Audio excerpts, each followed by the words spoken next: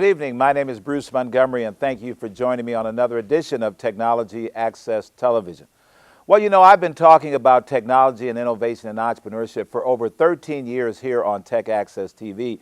And I started this show really focusing on communities and nonprofits. I started this show when people were wondering how were all communities going to connect with technology? Where was technology going to intersect with unmet community needs, with social needs, with impact in different neighborhoods and different communities right here in Chicago?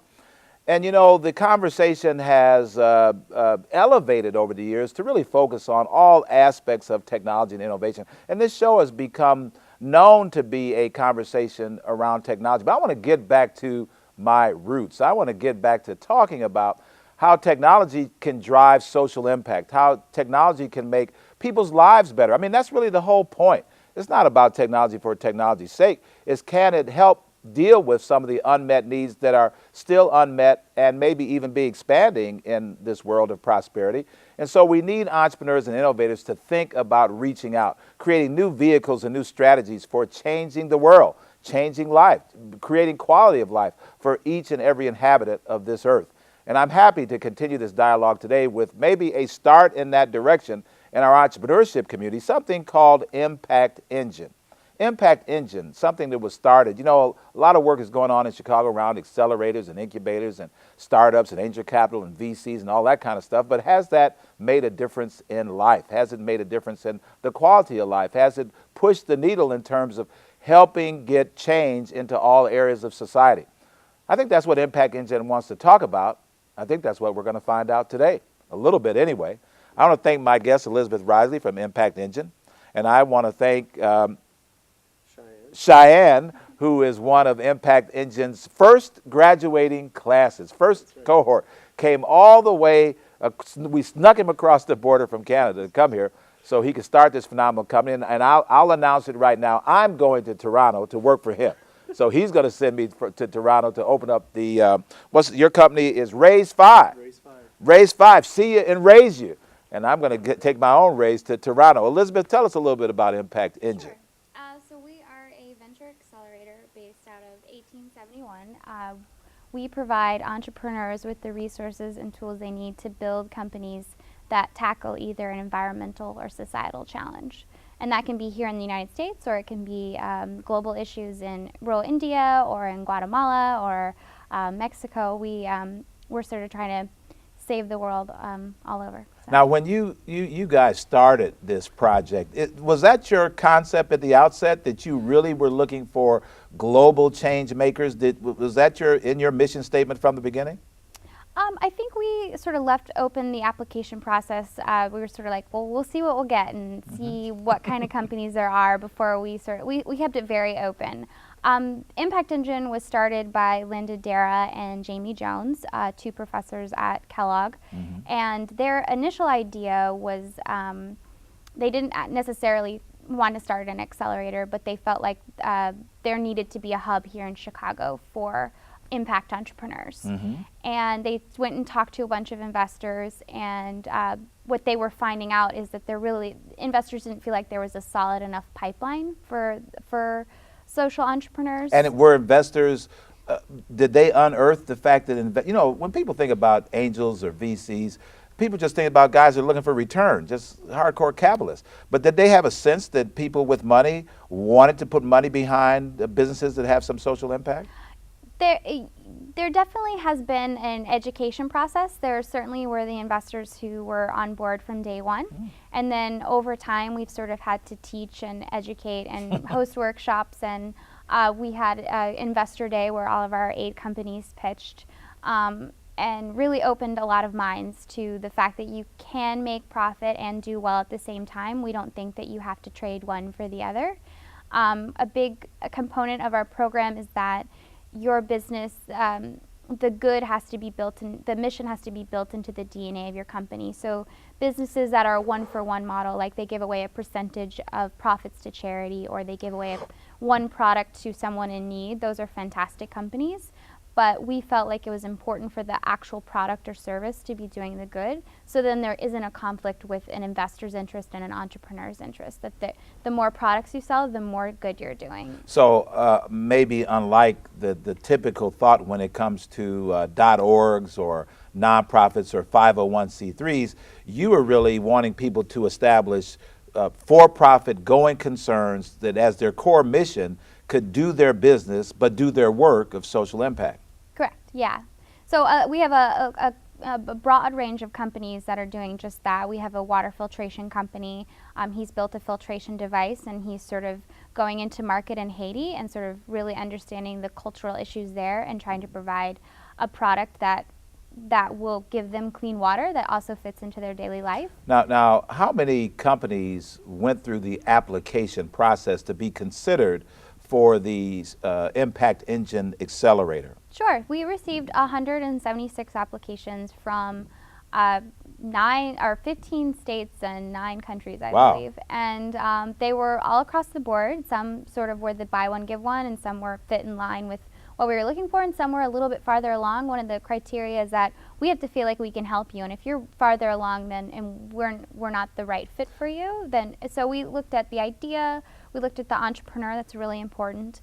Is it profitable? What's the potential for profitability, and what's the potential for impact? Can you scale the good that you're doing? So when you, how did you hear about that this American Idol of entrepreneurship was taking place? How did you hear about it in the first place?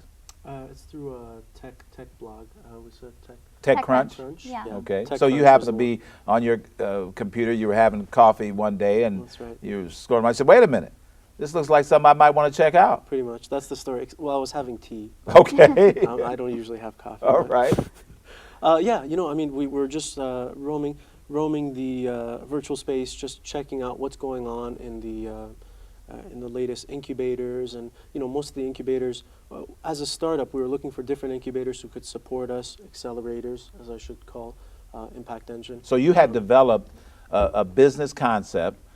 Sounds like you had a team. When you said us, maybe it was That's a couple of you guys or team or whatever. And so you had started down the road of moving this idea forward. You didn't just generate this idea when you heard about this opportunity. Oh no, yeah, absolutely. So we had a team of we have a team of 3 co-founders, and we were all together at that time. We'd already put together the business, had some community participating on Raise 5, and so it was a matter of how do we get the right people who can support us, who can help us, and find the right partnerships to help take the business to the next level. And give us the idea of your startup, Raise 5. What is the business concept, and what is the business model? Sure. So the concept here is it's a new way for people to give back to the charities and the causes that they care about. It's a new way of fundraising. So, as it stands today, we get solicited to donate to great charities and great causes. And, that's a great way to go, and we hope people give as much as they can. But there's only so much that people can be solicited and asked to give. And now we have to resort to more creative ways of reaching out. And what Raise 5 does, it's an online platform that allows people to offer services. So I can say, I will tell you what it's like doing a startup. So you can sit with me for an hour and we'll talk about it. But in order to get that, I ask you to donate $20 to my charity. So now people can take, whether it's their services, their skills, their talents, their products, whatever it may be, and say, I'm offering it to you, the world, through Raise 5. And in exchange, I want you to donate something to this great cause. Okay. So it's fundraising, and it's raising awareness for the different causes that people care about. All right, very interesting. And then how does this purport to be sustainable? Sure. So basically, the business model behind our Raise 5 is that we take a transaction fee. We take a 8% cut of every purchase that goes through. So there's no other fees in the process. And the way we structure our business, it's a for-profit, like all the companies in Impact Engine. It's a for-profit company, but not a profit-maximizing company. It's kind of like an eBay, if you will, where there's a buyer or a seller, but it's really a little bit different because you're putting a twist on it. A person offers something, maybe it's a item, or maybe it's a service, or maybe it's, like you say, knowledge, and somebody else comes on looking for that knowledge, product, or service and say, hey, I want that, and say, okay, I don't mind you getting it, but in order to get it, you're going to have to send something to the Urban League or the United Negro College Fund or the Red Cross or some program globally. And people say, I don't care, I'll do, because I want to get what that service is offering. And so they get what they want, everybody kind of wins. It's a win-win-win situation. That's right, that's right. You got it exactly. All right. So it's a way to get people excited about giving back. Because so I'll tell you personally for me. Okay. When I go on Race 5, I use Race 5 myself. Oh, really? Right, and I do offer I'll tell you what it's like for running a startup. Oh, really? It's crazy. It's a crazy experience, and for anyone who wants to get into it, they might want to talk to someone about it. And a lot of people have taken me up on that. All right. So that's an engaging way. I like talking to people about this sort of stuff. So it engages me, and so I'm engaged and producing money for the charity that I care about. Okay. So now, was this your first startup, or had you had some other startup experiences before this one? This was my first real startup. Okay. We had little projects that weren't, I wouldn't consider startups. You know, you sit with your friends at home and try some stuff. All right. But to really seriously pursue something, this was the first thing we really put our minds to. All right. So, and again, what was it like for you? Were you the only one of the team that came to Chicago? Because the Impact Engine process is what? Is it 90 days or 3-4 months? Or 12-week program, yes. It's a 12-week program. And when you say 12 weeks, is this like serious boot camp? Like, 6 in the morning till 6 the next morning, and on and on and on? Yeah, we have scheduled days where we bring in workshops, seminars 3 times a week, in addition to mentors that we hook you up with probably 6 to 7 times a week. You can sign up for the mentors you think are suitable for your company, but there is a time commitment there. But aside from what's scheduled in the program, you're going to get the most out of it by putting in the most time. This is really, when you sign up for this is really all you're doing for these 12 weeks. Yes. You are knee-deep, nonstop, pressure cooker. This is your life. This is it. This is all we do. We get up, we get dressed. Where do you stay? Is this a residential? Do they throw you up in dorms up in Evanston? And we thought about it. or should you there go to a just be hostel? house? Yeah. You find a hostel somewhere in Chicago, and you're just like back and being a student. We ended up. I in a sense never left the student mentality to begin with, so I've just been there. I've been loitering there the whole time. We all the co-founders live in the same house. All right. So we wake up in the morning, we get ready, we come down to the office. So you guys literally moved the business. Once you got in this program, you're like, all right, let's pack ship. Come on. Let's do it. Yeah. That's come on down here. That's what it takes. That's what it takes to run a startup. I mean, all right. I believe when you make a commitment, you got to take everything that comes with it, right? The good, the bad, all the work that goes into doing this thing that you committed to do. Is that pretty much true of everybody in the accelerator program? Yeah, so Race 5 is the only team that came from out of Chicago, which I commend them for making it all this way. But that's something else you're mentioning, though. So many people think entrepreneurship is me. But I hear you saying team. I hear you saying team. Yes. This is really a team commitment to this process. That when you send in that application, it's not, okay, Cheyenne, go be the guinea pig. It's like, no, we're going to go do this. The whole company came. Right. Yeah, absolutely. So do the 3 people, the whole team, sit in the program and go through the program? Yeah, and all like depending on the team, some of them had 2 people, some had 7, but you were invited to participate in however much all the team members could participate in. And Chuck, our managing director, Chuck Templeton, was the founder of Open Table. He and I are still really engaged with all the teams, even though the program is over. We still sit in the same office with them, and we are trying to help them any way possible because we've made an investment in these companies, and we want to see them succeed. And talk about that. The winners who were selected out of the 150, 175 applicants, and then that ended up with 12 people getting in the program? We ended up with 30 finalists, and then we sort of brought them all in for interviews, and then we narrowed it down to 8. So 160, 170, 176, 30, 8. Correct. Man, this is like you could get into the U.S. Air Academy or become a Navy SEAL easier than that. So 8 people end up getting in the program, and then they stay in the program 12 weeks.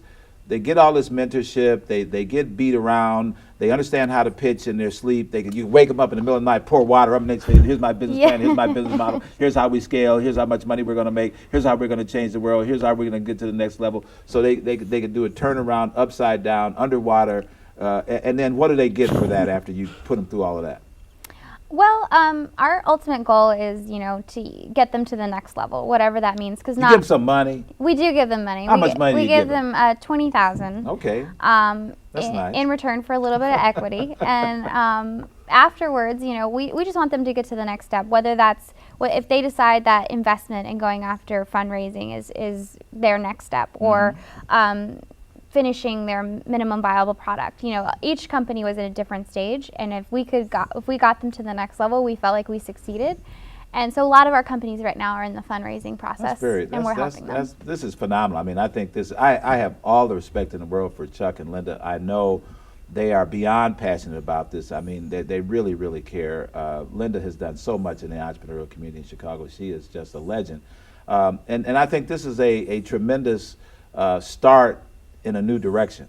And I just want this to have some impact, not just with this small group of companies, although I think these small group of companies are really going to make a mark very big on the planet.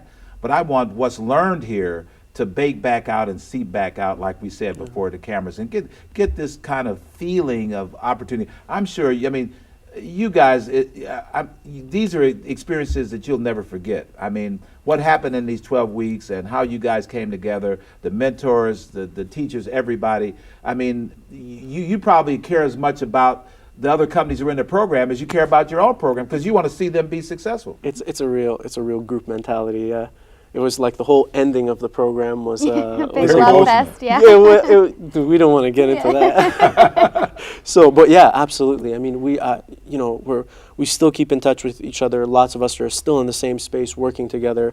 Like Elizabeth's there all the time. Chuck is there all the time. I gotta say, just a shout out to Impact Engine. It's a great program. It's a really great program. They really care, and it's a fantastic balance between people who really care about the social and environmental impact that these companies are creating. Will this happen are you going to do these cycles just once a year, or will it be twice a year, or how often would you go through the cycle of recruitment companies and accelerator programs? Yeah, so we're still planning out Impact 2. We called this one Impact 1. Okay. Right now, it is just on a once-a-year schedule, but we like to iterate, right. So that could change next year. And probably around the same timeline, the fall through the early winter. And we're considering, extending the program from 12 to 16 weeks, because we don't just accept tech-based companies. We also are nurturing product-based companies, and that manufacturing process is a little time to get their prototype and those correct, types of things yes. together. How would you differentiate this? Because accelerators have been bandied about the United States, and it's all the rage. You've got Techstars, you've got your West Coast, you got your East Coast, you got all these different things going on. Now they're franchising them, they're popping them out like McDonald's. Is there something where this isn't just another accelerator, that you're really trying to differentiate your approach? Because a lot of the accelerators, and you probably went through this as you were looking, are somewhat frustrating. It's a cattle call. It's 1,000 applicants, 1,500, 2,000. You get in, you don't get in, whatever. The whole idea is, give me some money. Let me get this thing going. And it really doesn't necessarily bake into the kind of tightness and cohesiveness and commitment to change that you guys. So are you trying to not just be another accelerator, but really be something different and add a suite of other things that add up to what all adds up to impact and change? Correct. I think that our ultimate goal is to be a thought leader in the impact space, meaning we are sort of moving the needle and getting people who are just traditional VCs who've never even considered investing in an impact company to say, you know what, I really need to check out Raise 5 or Azadi or Portapure. I need to invest in them. And our ultimate goal, this is a big goal, but to make investing in impact companies the norm. Like there would be no other option. Why are we building companies that aren't doing good and making money at the same time? Why would we just build companies that only make money or, aren't really good for consumers? Or, Chuck's big thing is that, if you're building a company that and your product is making your consumers are obese or is bad on the planet, why would we want to profit off of those types of companies? So what's next for your company? So now you guys graduated. You got this little bit of pocket change from these guys. You talked to some investors. How did investors respond to your pitch? When you got up there on stage and you whacked it to them and you gave it to them, how did they respond? Did you have a sense that they were not just doing this because they owed Linda a favor? How did people respond when they heard your story? Right. It was very positive reception. We got a lot of feedback from a lot of investors out there. They came from different angles. You know, some it depends on it. The scene is still growing, and different investors have different agendas and different things that they want to pursue. But they like the idea. They like the team. That's generally the idea, the team, and the momentum is what they're looking for. So we've got, I can't get into the details, we've got some interested parties, we've got some parties that have committed, and we have some parties that are waiting to see where the momentum of Race 5 takes this organization, to see how they move forward from there. Now this is a very interesting point, is that in the meantime, and you probably noticed this about your own experience, but you know, how does an entrepreneur not become so fixated on the money hustle that they stop everything else? Oh my God!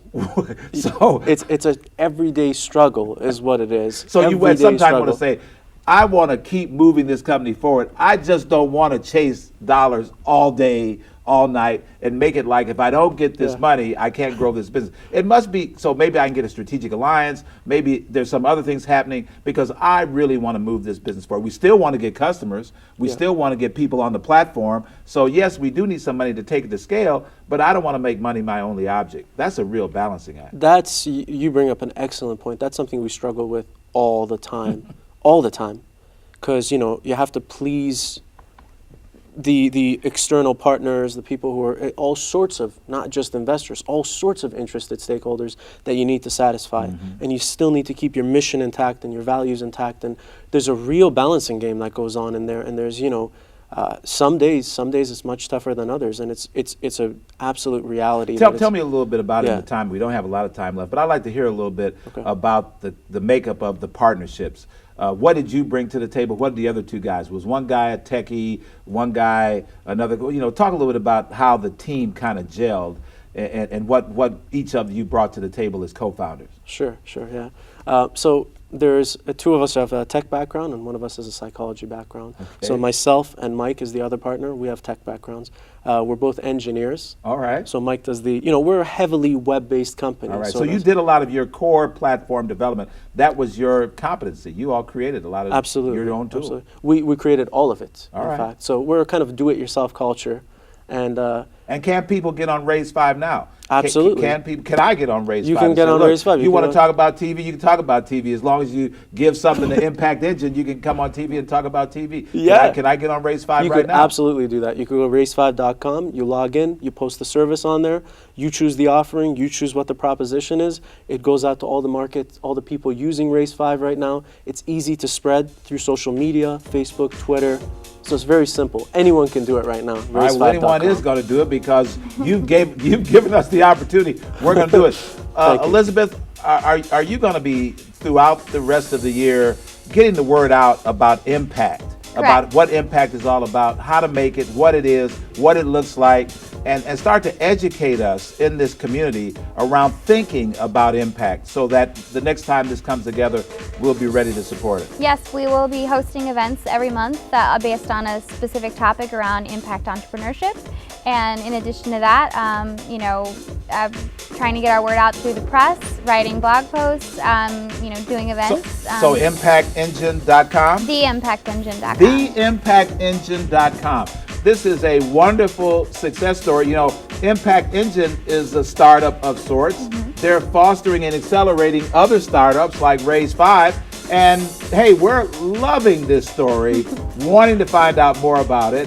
We're going to assign a special team of reporters just to follow these folks around and unearth this story, because we must understand how to bring impact in entrepreneurship and innovation to every aspect of unmet social needs, not only here in Chicago, but around the country and around the world. this kind of change is taking place, and I'm delighted to be a part of the change. Thank you guys Thank you very for much having for me. joining me. Thank you. And Thank thank you you very for much. being a part of this conversation on Technology Access Television. We'll see you next time.